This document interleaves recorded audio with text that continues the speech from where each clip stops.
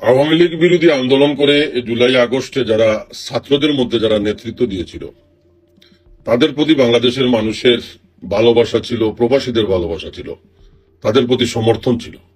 যদিও তারা একসময় ছাত্রলীগ করত বা ছাত্রলীগের ছায়াতলে ঢাকা ভার্সিটিতে তারা বেড়ে উঠেছে এবং প্রথমে তাদের এই আন্দোলন শেখ হাসিনার এক দফা আন্দোলন ছিল না, শেখ হাসিনা পতনের আন্দোলন ছিল না, কোটা সংস্কার আন্দোলনের মধ্যে দিয়েই তাদের বেড়ে ওঠা। এই আন্দোলন একসময় রাজনৈতিক আন্দোলনে মোড় নিল এবং সব শেষে যে ঘটনাটা ঘটল, ছাত্র জনতা এবং রাজনৈতিক দল মিলে আওয়ামী লীগের পতন হলো। আওয়ামী লীগ ক্ষমতাচ্যুত হলো। আপনারা অনেকের বিশ্লেষণ তো শুনেন, মাঝে মধ্যে আমিও বিশ্লেষণ করার চেষ্টা করি। এর আগেও 96 সালে আন্দোলনের মাধ্যমে বিএনপি সরকারের পতন হয়েছিল। 90 সালে আন্দোলনের মাধ্যমে জাতীয় পার্টির পল্লীবন্ধু এরশাদ জাতীয় পার্টির সরকারের পতন হয়েছে। এইসব আন্দোলনকে আপনি স্বাধীনতা যুদ্ধের সাথে কম্পেয়ার করতে পারেন না। এগুলো হচ্ছে রাজনৈতিক আন্দোলন, গণতান্ত্রিক আন্দোলন, ভোটের অধিকারের আন্দোলন। ঠিক 2024 সালে আওয়ামী লীগের বিরুদ্ধে যে আন্দোলন হয়েছে, সেই আন্দোলন সেই 96 এবং 90 সালের আন্দোলনের মতো। এখন 96 সালে যারা আন্দোলন করেছিল বিএনপির বিরুদ্ধে, রাজনৈতিকভাবে জামাত, আওয়ামী লীগ, জাতীয় পার্টি মিলে আন্দোলন করেছিল। এরপরে একটা নিরপেক্ষ সরকারের মাধ্যমে নির্বাচন হয়েছিল। 3 মাসের মধ্যে সেই নিরপেক্ষ তত্ত্বাবধায়ক সরকার নির্বাচন দিয়েছিল। 90 সালে এরশাদ ক্ষমতাচ্যুত হওয়ার পর, জাতীয় পার্টি ক্ষমতাচ্যুত হওয়ার পরে আপনার শাহাবুদ্দিন সাহেবকে কেয়ারটেকার সরকারের প্রধান করে নির্বাচন হয় 90 দিনের মধ্যে। 90তে যারা এরশাদ বিরোধী আন্দোলন করেছিল, 90তে যারা নেতৃত্ব দিয়েছিল, তারা 2-1 জন রাজনৈতিক দল করেছে। তারা আওয়ামী লীগ থেকে বেরিয়ে এসে তারা দল করেছে, কিন্তু তাদের কোনো অস্তিত্ব নাই। মাহমুদুর রহমান মান্না, কিন্তু 90 সালে যারা ছাত্রদের মধ্যে নেতৃত্ব দিয়েছিল, বিশেষ করে বিএনপি ছাত্র দলের আমানুল্লাহ আমান, এরপরে খোকন সহ আমাদের ইলিয়াস আলী সহ যারা এরশাদ বিরোধী আন্দোলন করেছে, তারা কোনো দিনও আপনার এই দেশের ক্ষমতা, প্রশাসনের উপর নেতাগিরি এবং বিভিন্নভাবে বিভিন্ন রাজনৈতিক দলকে হয়রানি করা, টার্গেট করা, এগুলা ইলিয়াস আলীও করেন নাই, আমানুল্লাহ আমানও করেন নাই। 90 দশকের সোনালী ফসল। এখন আপনারা তালিকা করুন বিএনপি এবং আওয়ামী লীগের মধ্যে, তৎকালীন ছাত্রলীগ এবং ছাত্র দলের মধ্যে যারা 90-এর লড়াকু সৈনিক ছিল, তাদের আদর্শ কিরকম, তারা এখন কোন পর্যায়ে আছে। কিন্তু আমরা 24-এ এসে দেখলাম মাত্র 4-5টা ছেলের কাছে বাংলাদেশ জিম্মি। ডক্টর ইউনূস যেভাবে এদেরকে লালন করেছেন, যেভাবে এদের উপর নির্ভর করেছেন, আন্দোলন করলো বিএনপি, আন্দোলন করলো জামাত, আন্দোলন করলো জাতীয় পার্টি। রংপুরে আমাদের দলিল আছে, যদিও জাতীয় পার্টির সংসদ থেকে পদত্যাগ করে নাই, কিন্তু সংসদের ভিতরে থেকে এই আন্দোলনকে সমর্থন করেছিল। তবে জাতীয় পার্টির কিছু দালালদের জন্য জিএম কাদের পদত্যাগ করেন নাই, না হলে পদত্যাগ করতে। এই আন্দোলনে সমর্থন দিয়েছিল সবাই। আমরা প্রবাসীরা সমর্থন দিয়েছিলাম, শ্রমিকরা সমর্থন দিয়েছিল, সর্বস্তরের মানুষ সমর্থন দিল। কিন্তু এখন এই মুহূর্তে দেখা যাচ্ছে যে ডক্টর ইউনূস 4-5টা ছেলেকে বাংলাদেশের মালিক বানিয়ে দিচ্ছে। এদের নিবন্ধন নাই, এরা বলে নির্বাচন কমিশন, এই নির্বাচন কমিশনের অধীনে নির্বাচন হবে না।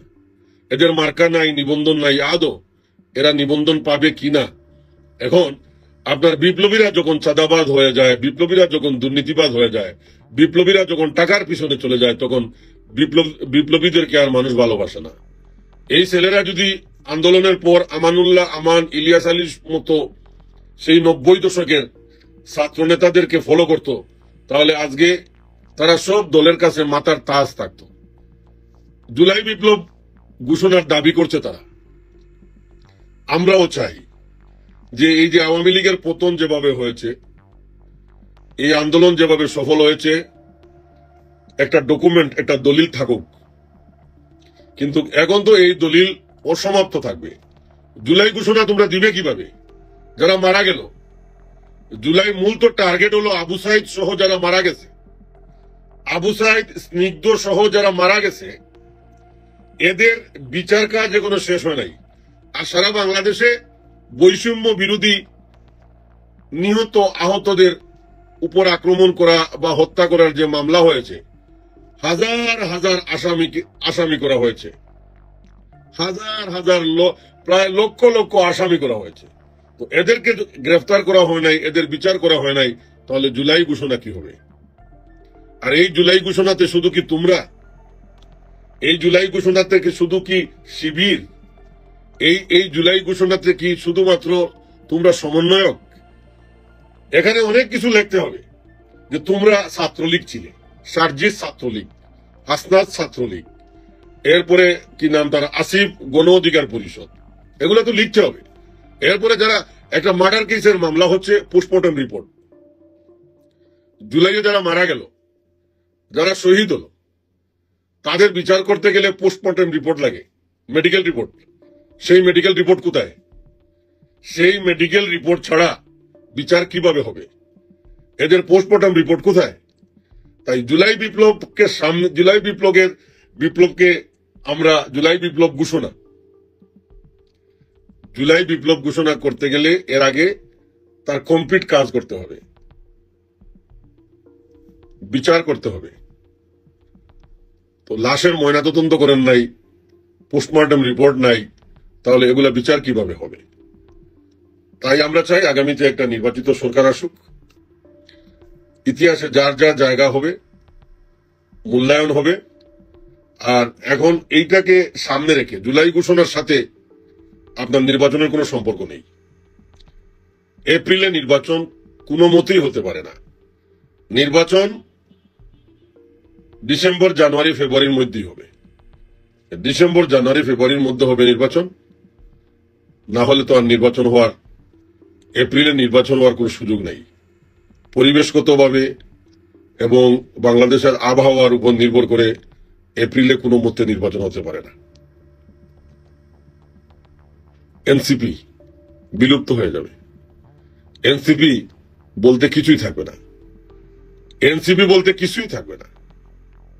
এনসিপির যে 4-5 জন যারা নেতৃত্ব দিচ্ছে, তারা জামাতের দাঁড়িপাল্লা নিয়ে নির্বাচন করবে, তাদের আর কোনো উপায় নাই।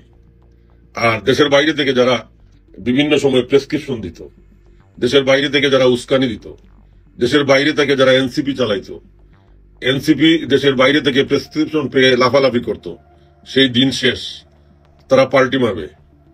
দেশের বাইরে থেকে আর কোনো প্রেসক্রিপশন পাবেন না। যারা দেশের বাইরে থেকে এনসিপি কে উৎসাহ দিত, প্রেসক্রিপশন দিত, মব সৃষ্টি করত, যারা মব সৃষ্টি মূল হুতা, তারা পাল্টি মারছে, তারা এখন সুর পাল্টাচ্ছে। তারাও চায় নির্বাচন, তারাও চায় নির্বাচনের মাধ্যমে বিএনপি ক্ষমতায় আসুক। এটাই সত্য, এটাই চিরন্তন সত্য। নির্বাচন হবে ডিসেম্বর, জানুয়ারি, ফেব্রুয়ারির মধ্যেই। কারণ এর আগের যত 3টা তত্ত্বাবধায়ক সরকার ছিল,